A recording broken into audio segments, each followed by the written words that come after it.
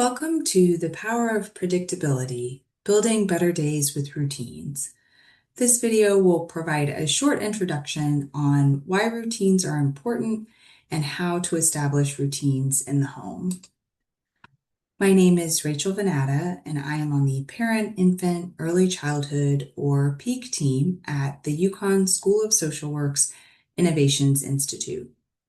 The work of this presentation and of pyramid model implementation in Connecticut happens through funding support from the Connecticut Office of Early Childhood and in collaboration with the Connecticut Pyramid Model Partnership, which is the state's pyramid model leadership team.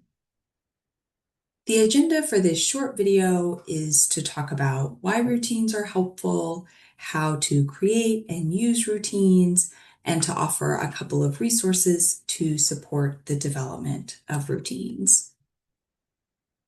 Although schedules and routines are very much related, they are different. So I want to take just a minute to talk about those differences. The schedule includes all of the activities throughout your day, while routines are those things that take place within the activities. And routines really help to provide an anchor to your schedule. And there can often be multiple routines that will support different parts of the day. For example, within the evening routine, you might have a routine for bath time, a routine for brushing teeth, and then a routine when it's time to read and lay down and get ready for bed. So really, as we think about what we're talking about in terms of a definition of a family routine, it's any regular activity that families complete. This might be something that happens daily or weekly. And so some common activities of routines that you might see at home would be around bedtime, washing hands before meals, or getting ready for the day. There are a number of benefits of consistent routines. Routines really support children's confidence and their competence. As they learn the routines, they become a lot more confident in their ability to participate and engage with the routine, and that instills a feeling of competence in them. They also help create a sense of safety and predictability. And this is something that is helpful for all children, but it's also especially helpful for children if there's ever been a sense of unpredictability or instability that can really be supportive for them. Routines improve children's planning and organization skills. They help children know what to expect and what they can look forward to. And again, really support engagement where children learn how to participate and engage in the routine. And all of these things are good and helpful in their own right, but altogether, they also often lead to more positive behavior in young children. And so routines can be especially helpful when there's a certain time of day or an activity that is particularly stressful or difficult, or if there's a time of day or activity that regularly causes conflict within the family or within the home. Those might be good places to look at, considering whether or not a routine might help you sort of get through that part of the day. So as you're thinking about, okay, how would I do this? You want to start with the end goal and really work your way backwards and think about these routines in a really sort of step-by-step fashion, as you see on this brushing teeth graphic here. It's really broken down into kind of micro steps to help children understand each part of what needs to happen to get through the routine. And so once you've identified the steps, you really want to teach the routine explicitly. Now, if you consistently do a routine over time, children will, eventually learn the steps, but they learn them much faster when it's very explicitly taught in these different steps. It can also be helpful to use a visual. kind of like what you see here to show the different steps.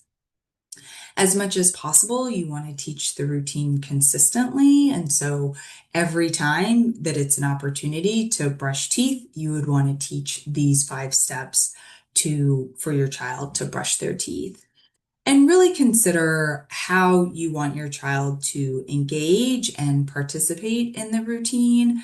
And certainly some of that will be dependent upon where they are developmentally. So, for example, if we're talking about a routine for brushing teeth, if your child is very young, the adult might be the person who puts the dot of toothpaste on their toothbrush when you're first starting out. And as the child gets older, maybe that becomes part of the routine that they sort of take ownership of. A couple of notes about routines. Certainly, they'll look different in different families. And so, holding the example of brushing your teeth, 2 families might have a toothbrushing routine that look totally different in their homes. And that is fine and wonderful. There is no right way to do it. You just want something that can be done consistently in your house and meets your needs and the values that are important to you. Certainly, some families might have more or less structure within their routines, and families might vary on the emphasis that they place on their child completing the routine or parts of the routine independently versus interdependently. And so, again, this is not something where there's a right or wrong. It's just up to you to think about what feels congruent for your family and meaningful and takes into consideration your needs and values and where your child is developmentally. A couple of other considerations as you're thinking about either developing a new routine or once your routine is established and you're trying to teach it to your child, really ensuring that your child knows what's expected of them during the routine. We want to be explicit about that. Being sure to, again, complete the routine in the same way each time. So really trying to have that consistency piece in place. Thinking about the extent to which you want your child to, sort of, again, participate independently or interdependently. And if you want there to be changes with that, and that's something that might evolve.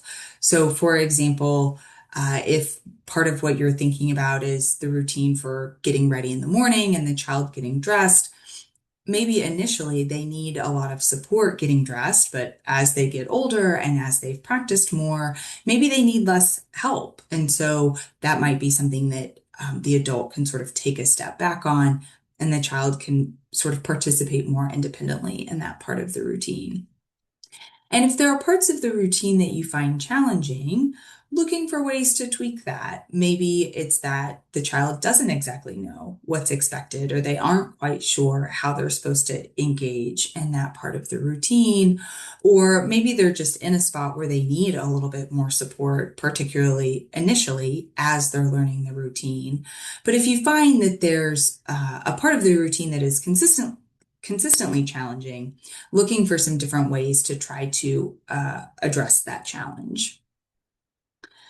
There are several resources that have been developed both by the National Pyramid Model purveyors as well as our team to support families in establishing helpful routines in their homes. The first one you see here is the Family Routine Guide, where there are a number of activities that are identified within the guide. For example, brushing teeth, brushing hair, getting dressed, mealtime, etc.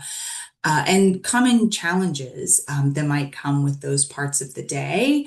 And the guide gives suggestions on ways to prevent challenges beforehand, skills to teach children, to help them engage in that routine more effectively, and responses when things either do or do not go as planned within the routine. There's also the Caregiver Responsive Routines Planning Form. And this just helps you to think about either a new routine or a current routine that you might want to modify. It just sort of helps walk you through it in kind of a step-by-step fashion. And then the final is a one-page handout on routines with just some really practical strategies and tips for families for using routines in the home. And so at the end of this video, I'll share a QR code where you can access all of these materials. As we close this video on routines, I really encourage you to think about if there's one part of your day where you feel like it would be helpful to at least try implementing a routine, that might help smooth out some part of your day. And then to think about the first step in creating that routine, and sort of starting to think about what you would like for that to look like within your home. In closing, our hope is that we'll develop a number of these videos that are short and addressing things that families would like some support with. And so at the bottom of your screen, you will see a QR code that you can scan, and it has a one question survey that's just asking about other topics that you might want us to address. So I really encourage you to scan that QR code and let us know what is important to you so that we can develop things that are helpful to you. And finally, please join us in pyramid model activities. We have a newsletter that goes out monthly. We also have a number of both short and longer videos with pyramid model practices, as well as information about statewide pyramid model efforts.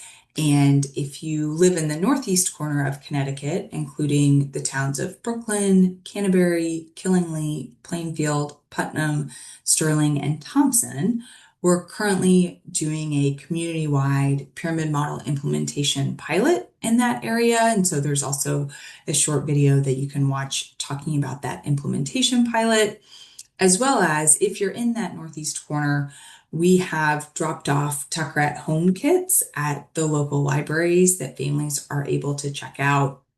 Tucker is sort of the unofficial mascot of the pyramid model, and the kit comes with a plush and a social story and some steps to teach children, really related to sort of problem solving, and if things are getting difficult, what a child can do to sort of take a break and really think about some ways that they might be able to address the problem, and then encouraging them to go try some different ways to solve the problem. So if you are up in the northeast corner, please don't hesitate to go to your local library and check out that Tucker at Home. Thank you for watching this video. We would love to hear from you. Please don't hesitate to reach out anytime at piec@uconn.edu. And we look forward to seeing you at more pyramid model activities in the future. Thanks so much.